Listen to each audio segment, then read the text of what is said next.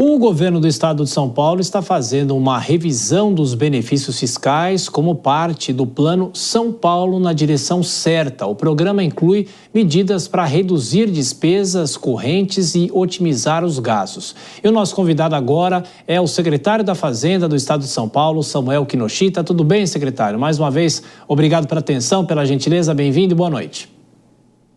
Olá, boa noite, Uberreich. Boa noite, Acácio. É uma alegria poder trazer as boas novas de São Paulo. Pois é. Secretário, quais são os primeiros resultados desse programa, dessa tentativa de otimizar a máquina pública em relação à questão financeira? Pois bem, o São Paulo na direção certa é a conjunção, na verdade, da política econômica do governador Tarcísio de Freitas. Ele envolve 3 frentes. Uma primeira frente, eu vou chamar de inovações tecnológicas, inovações institucionais que garantem esse melhor ambiente de negócios do país disparado. Eu dou como exemplo aí o avanço que a gente teve no contencioso, seja na esfera administrativa, seja na dívida ativa recentemente, gerando muito resultado em termos de arrecadação, bem como tornando a vida das empresas, das firmas, ainda mais fácil. Uma segunda vertente é a vertente da otimização da máquina pública, e a gente fez um primeiro passo de reforma administrativa através da reforma do chamado comissionamento, muito corte na carne, limitação de gasto de custeio, e um terceiro passo, e é esse que você está se referindo, que é a reavaliação da política pública praticada aqui no estado de São Paulo, em específico na esfera tributária.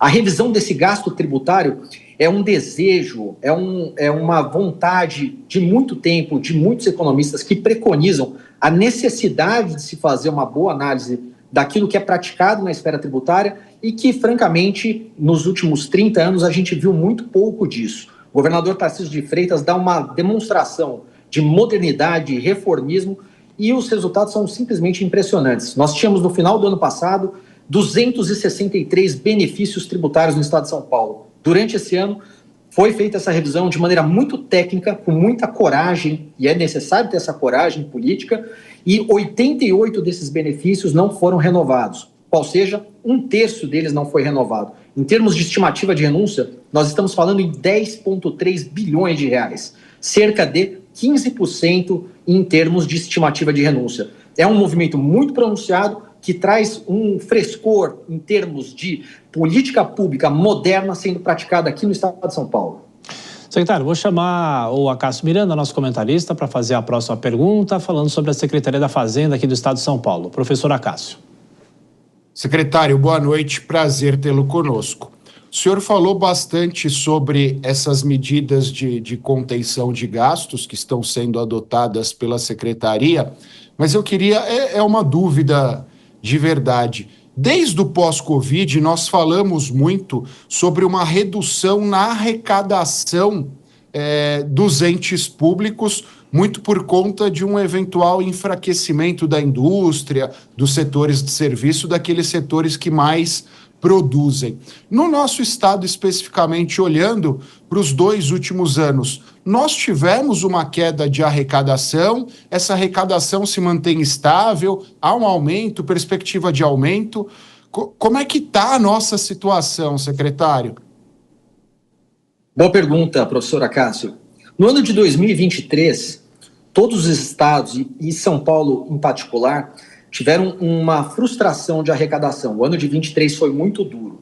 Seja pela, digamos, reavaliação com relação à política praticada, e aí com base na lei complementar 192 e posteriormente na 194, na questão dos combustíveis, mas especificamente como São Paulo tem uma base industrial forte, a indústria não foi bem no ano de 2023 e, por conseguinte, a arrecadação não foi tão bem. Mas, como eu disse, e isso faz parte do São Paulo na direção certa, nós enveredamos por reformas e por inovações muito importantes que geraram um ano de 2024 muito melhor. A atividade econômica tem sido muito impactada positivamente pelo grau de investimento, de animação realmente do ponto de vista econômico aqui no estado de São Paulo. Então, a economia idiosincraticamente vai bem aqui no estado de São Paulo. Para além disso, nós inovamos. Veja, esse programa muito bem sucedido da nossa Procuradoria-Geral do Estado aqui de São Paulo, o Acordo Paulista, que é a implementação local da transação tributária, também deu frutos muito significativos. Então, o ano de 2024 foi um ano no qual, diferentemente de 2023, a nossa arrecadação foi mais positiva.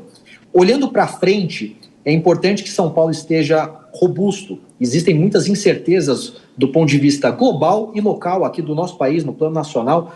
Então é importante que São Paulo esteja robusto para que o próximo biênio, né, da administração, esse biênio final, o Estado de São Paulo consiga manter, com essa responsabilidade fiscal que nos caracteriza, um bom estado de coisas do ponto de vista fiscal.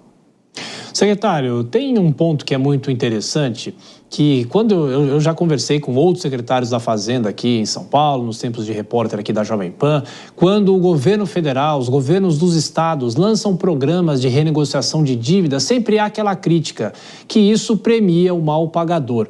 Mas eu vi um número que o Estado de São Paulo está divulgando, o Estado recuperou 6,5 bilhões de reais em programas de renegociação de dívidas. A senhora acha que os números falam por si só, apesar dessas críticas? Ou seja, é inevitável que haja um programa para se renegociar as dívidas, porque isso, obviamente, interessa o caixa do Estado. Berraich, excelente oportunidade para falar um pouco mais sobre o grande avanço do ponto de vista econômico que foi feito em São Paulo nos contenciosos.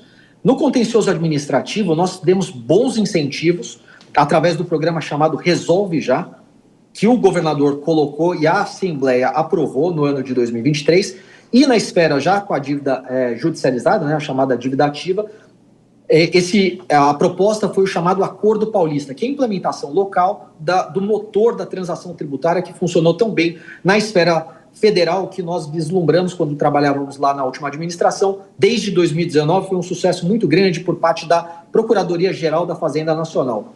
Pois bem, diferentemente do que ocorria no passado, quando nós tínhamos incentivos econômicos deletérios, ruins, onde você fazia programas do tipo Refis, aqui em São Paulo nós chamávamos de PEP, você dá um incentivo, na verdade, a uma postergação, a um comportamento ruim por parte do contribuinte, de postergação, de não cumprir com a sua obrigação instantaneamente, porque melhores termos viriam.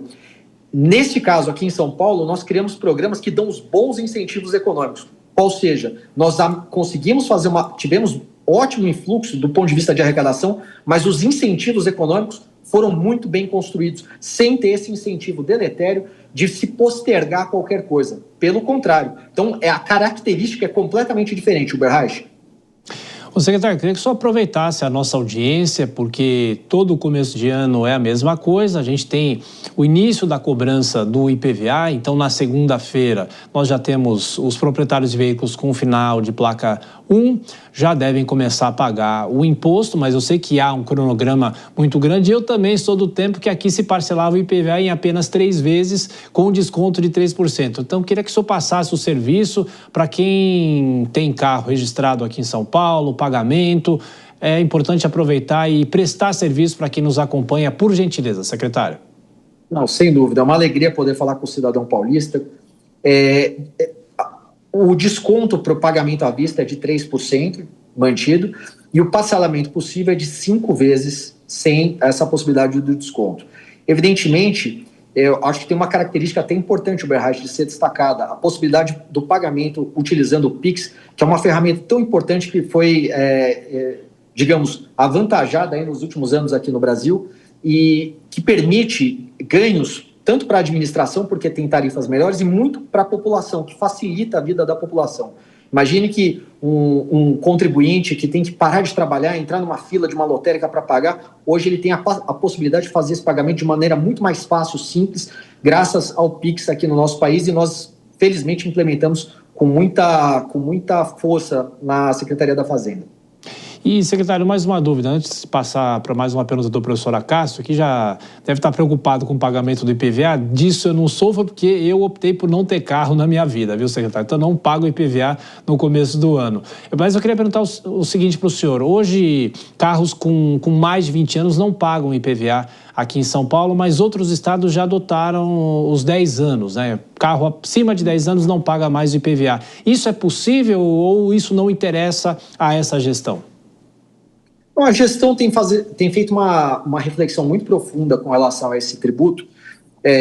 Recentemente, o que nós fizemos, enveredando aí por uma questão de bons incentivos econômicos, de como colocar boas agendas através da tributação, foi feita uma isenção dos primeiros 2 anos e uma progressão em termos de alíquota de 1%, 2% e 3% para os chamados carros híbridos flex. Ou seja, a gente consegue contemplar ao mesmo tempo uma boa política do ponto de vista ambiental, com carros que têm a capacidade de impacto ambiental melhorado, concomitantemente, né, conjuntamente, também a gente faz isso de maneira muito bem desenhada, de forma que o benefício vai sendo faseado e saindo ao longo do tempo, muito bem desenhado nesse sentido.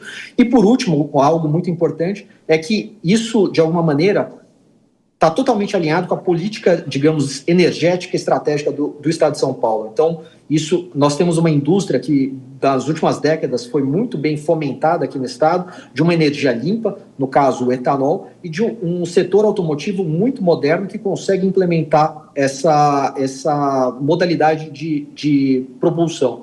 De forma que nós estamos realmente pensando nesse tipo nessa tributação específica do IPVA e como gerar bons incentivos. Claro que é sempre possível pensar e reavaliar. Esse tem sido o nosso mote, né? Avaliação e reavaliação da política pública praticada, Alberrach. Perfeito. Rapidinho, professora Cássia, última pergunta. Secretário, quando nós falamos sobre IPVA, me vem à cabeça uma guerra fiscal que nós enfrentamos relacionada ao IPVA nos últimos anos. E São Paulo acabou sendo vítima de uma política, por vezes até imoral, de alguns estados vizinhos relacionados a essa guerra fiscal. Hoje ainda existe esse cenário e de que forma nós enfrentamos caso esse cenário persista, ainda exista?